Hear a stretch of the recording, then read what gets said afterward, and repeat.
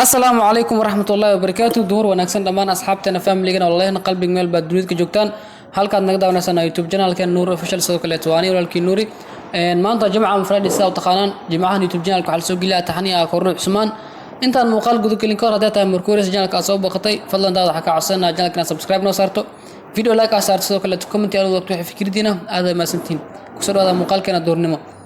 maanta jimco taxanaha maanta korno Usmaan season 3 xalqadii 66 af Soomaali سيد أكتين تحران يوتيوب channel ستوس على مسو قلين كرو مركزياس أو كذا هاب أونلاين أنا لو دبتا معول بوجمعة هدي داود أتا مركوري سجينال كأصوب بقطي أنا كورين هاب كتحران لو دابدو تحران أونلاين أي لو دبتا لينك يسا تنكو هوسة كومنتي ووهر استرشن كأيويالا هدي أدوني ست أنا كمل نقطة أصحابها سيتي تلفون نمبر كي شاشة يقرين هاي وصاب كي لسه إن شاء الله وقعاون دونا دويلا يرادو mid kale to maalmahan YouTube channel-ka